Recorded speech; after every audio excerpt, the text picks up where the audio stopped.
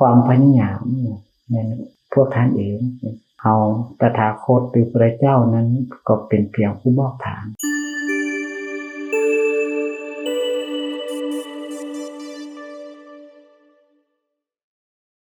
อัปปญาปสังสุขขังโลเกการบ่เบียดเบียนกันเป็นความสุขในโลกนี่ก้าวทำที่เป็นพุทธานุสติการได้ระลึกถึงพระพุทธเจ้าว่าเพราะเหตุอย่างนี้อย่างนี้พระผู้มีพระภาคเจ้าเป็นพระอรหันต์เป็นผู้ตรัสรู้ชอบได้โดยพระองค์เองเป็นผู้สมบูรณ์ด้วยวิชชาและจรณะเป็นผู้ไปแล้วได้ดีเป็นผู้รู้แจ้งโลกเป็นสารถีที่ฝึกคนที่ควรฝึกบ่มีไปยิ่งกว่าเป็นครูของเทวดามนุษย์ทั้งหลายเป็นผู้รู้ผู้ตื่นผู้เบิกบานเป็นผู้จำแนกแจกธรรมสั่งสอนสัตว์การได้ระลึกถึงพระพุทธเจ้าก็เป็นการที่เจริญพุทธานุสติการเจริญพุทธานุสติก็คือการได้เจริญสติเพื่อให้เกิดสมาธิเอาอีกอย่างหนึ่งกันว่าเป็นการเจริญภาวนาแบบพุทธานุสตินี่เป็นให้ผู้บ่ทันมีศรัทธาก็สิเกิดศรัทธาหรือผู้มีศรัทธาแล้วก็จะมีศรัทธายิ่งขึ้นไปเพราะในศรัทธาในพระพุทธเจ้าคือเชื่อกรรมเชื่อผลของกรรมว่าเราทำกรรมดีมีผลทำกรรมบดีมีผลพระมีพระเจ้าว่าอีกแบบนึงก็เรียกว่ากรรมสกากรรมทายาถากรรมโยนิกรรมพันธุกรรมพันธิสรณายังกรรมังกริสันติกัดยานังวาปปะกังวาตัสสะทายาถาภวิสันติคือสัตว์ทั้งหลายมีกรรมเป็นของตนมีกรรมเป็นพวกพ้องมีกรรมเป็นเผ่าพันธุ์มีกรรมเป็นแดนเกิดมีกรรมเป็นที่พึ่งอาศัยทำกรรมดีก็มีผลทำกรรมบดีก็มีผลเราเป็นผู้รับผลของกรรมนั้นนี่คือเชื่อกรรมและก็เชื่อผลของกรรมนี่เป็นการได้ระลึกถึงพระพุทธเจ้าหรือระลึกถึงอรหันต์ทั้งหลายคือประเภทสัมมาสัมพุทธะเรียกว่าอรหันต์เป็นผู้ไกลจากกิเลสก็คือเป็นผู้ที่จะเป็นถ้าเปรียบเทียบอีกอย่างหนึ่งก็เป็นเหมือนกับอุปมาเหมือนกับไก่ตัวใดที่เกิดก่อนตัวนั้นก็เป็นตัวอ้ายตัวใดที่ออกที่หลังตัวนั้นก็เป็นตัวนอกนี่คือการได้ระลึกถึงพระพุทธเจ้าก็คือเราได้นึกถึงเมื่อนาบุญเป็นบุญเป็นกุศลให้แก่เราว่าพระพุทธเจ้าเป็นก็เมื่อก่อนเพิ่นก็เป็น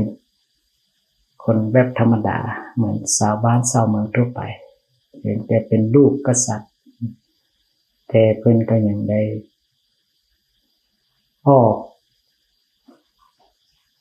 บวชหรือว่าออกมาเพื่อแสวงหาโมกขธรรมว่าทำอันใดเนาะเป็นกุศลทำใดเนาะเป็นอกุศลเขายังเพิ่นเห็นเทวทูตทั้งสี่เห็นความเกิดแก่ความเจ็บความตายหรือเห็นความแก่ ความเจ็บความตายหรือเห็นสมณะที่แสวงหามกธรรมนี่การได้ระลึกถึงพระพุทธเจ้าที่เกิดขึ้นมาในโลกเพื่อความสุขของโลกหรือสื่ออีกอย่างหนึ่งเป็นว่าพุทธะก็ได้หรือสัมมาสัมพุทธะก็ได้ได้หลายๆชื่อหรือศาสดาก็ได้อันนี้หมายถึงที่เราจะมาระลึกถึงพระพุทธเจ้าอยู่เรื่อยๆอย่างน้อยก็ได้นึกถึงเศร้านึกถึงสวยนึกถึงตอนแรงก็เป็นการเจริญพุทธานุสติเจนให้เรานั้นมีศรัทธาในพระพุทธเจ้าก็คือศรัทธาในคำสอนของพระผู้มีพระภาคเจ้าหรือศรัทธาในสงฆ์ของพระผู้มีพระภาคเจ้าขย้อนเราได้ระลึกถึงพุทธานุสติพอเป็นแสงสว่างให้แก่เราเพราะว่าพระผู้มีพระภาคเจ้ามันเกิดในโลกคือดวงประทีปของโลกเพื่อส่องแสงสว่างให้ดวงปัญญาแก่โลกให้แสงสว่างแก่โลกเหมือนบุคคลที่ให้แสงสว่างในยามมืดเหมือนพวกเราทั้งหลายที่เป็นพุทธบริษัทก็มีพระพุทธเจ้าเป็นที่พึ่งเรียกว่ามีพระพุทธเจ้าเป็นสรณะก็คือที่พึ่งเป็นในเจ้าเป็นที่อาศัยเป็นพระมีพระผู้มีพระภาคเจ้าพระพุทธเจ้านี่เป็นผู้นำทางเป็นผู้บอกทางมันเพิ่นตัดไว้ว่าความพยายามมันพวกท่านเองเฮาตถาคตหรือพระเจ้านั้นก็เป็นเพียงผู้บอกทางนี่คือว่าพระเจ้าเป็นผู้บอกทางแก่เฮาฉะนั้นการได้ระลึกถึงพระเจ้านี่ก็ให้เฮาได้เกิดศรัทธาขึ้นมาศรัทธาอย่างน้อยก็เชื่อบุญเชื่อบาปเชื่อกรรมเชื่อผลของกรรมว่าเฮาเฮ็ดดีมีผลเราดีมีผลเราก็คิดดีก็มีผลคือเขามีที่เพิ่มเรามีหลักมั่นของใจในใจมีสิ่งที่ยึดเหนี่ยวยึดถือคือพระเจ้าเป็นที่พึ่งแล้วที่จะมั่นใจในการที่จะประพฤติการปฏิบัติของเราจะไปในทางที่พระเจ้าท่านสอนให้สัตว์โลกนี้เป็นว่าบ่เบียดเบียนกันแล้วเป็นความสุขในโลกบ่ให้เบียดเบียนกัน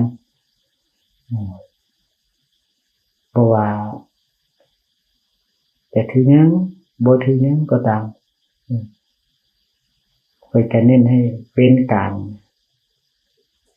ละบาปกุศลทั้งหลายเป็นว่าเบาอีกอย่างหนึ่งเกิดว่าเป็นจากการทำบาปทั้งปวงให้ตั้งอยู่ในความดีแล้วก็อนุเคราะห์ด้วยใจอันงามแล้วก็ให้ได้ฟังสิ่งที่ไม่เคยฟังบอกทางแห่งความดีให้แก่ทุกคนทุกบริษัททั้งหลายที่จะเป็นผู้ที่จะแวดล้อมพระผู้มีพระภาคเจ้าจะเป็นภิกขุหรือภิกขุณีหรืออุบาสกหรืออุบาสิกาหรือชื่อมือก็ว่าพระภิกขุสงฆ์สามเณรพ่อค้าแม่ค้าแม่ชีพอออกไม่ออกและญาติโยมทั้งหลายเพื่อได้มีหลักธรรมของพระผู้มีพระเจ้านี้เพื่อได้ระลึกถึงความหมายคำว่าพุทธานุสติพุทธานุสตินี้เป็นแสงสว่างคือดวงปัญญา เป็นความบริสุทธิ์เป็นความที่หมดจดเป็นความที่ประเสริฐของนรสงฆ์ผู้ทั้งหลายผู้ประพฤติผู้ปฏิบัติได้จะนำความสุขมาให้เพราะว่าในปัจจุบันในเวลาต่อไปในเวลาต่อไปในภพเบื้องหน้านี่ก็คือความมุ่งหมายที่เรามาแล้วนึกถึงพระพุทธเจ้าก็คือระลึกถึงความดีของบุคคลที่เกิดขึ้นมาในโลกเรียนว่าบ่มีผู้ใดซ้ำสองโลกธาตุหนึ่งพระเจ้าว่าก็มีแต่พระเจ้าบังเกิดได้เพียงองค์หนึ่งว่าทุกๆยุคทุกสมัยทุกการทุกเวลาพระพุทธเจ้ามันจะมาสอนสัตว์โลกให้รู้จักความจริงอันประเสริฐความจริงอันประเสริฐคือเรียกมาอริยสัจสี่มารู้อริยสัจสี่รู้ทุกข์รู้เหตุเกิดของทุกข์รู้ความดับแห่งทุกข์รู้ทางออกจากทุกข์นั่นนี่เป็นสัจธรรมเป็นความจริงเป็นจังหวัดที่ได้มาแล้วนึกถึงพระสัมมาสัมพุทธเจ้าที่เป็นที่พึ่งของเฮานรสนทั้งหลายนี่เป็นเรื่องของพุทธานุสติก็คือได้ต้องมาระลึกถึงในปีนี้ให้หลายขึ้นเป็นการเจริญภาวนาทุกวันก็มีเป็นประโยชน์แก่เฮาเมื่อมีที่พึ่งแล้วก็ได้ทำหน้าที่การงานของพวกเรานั้นจะสิได้มีความมั่นใจมีความนักแน่นและก็มีความดีว่าเราเฮ็ดสิ่งที่ดีก็ยังมีผลเอาสิ่งที่ดีก็ยังมีผลแก่คิดสิ่งที่ดีก็ยังมีผลเห็นว่าการเจริญพุทธานุสติได้ประโยชน์ออกมาทั้งกายแล้วก็ได้ประโยชน์ออกมาทางวาจาได้ประโยชน์ออกมาทางใจพวกเรานี่คือหลักธรรมก็เจริญพรให้ทุกท่านได้มีความสุขกับหน้าที่การงานด้วยกันทุกท่านทุกคนเถิด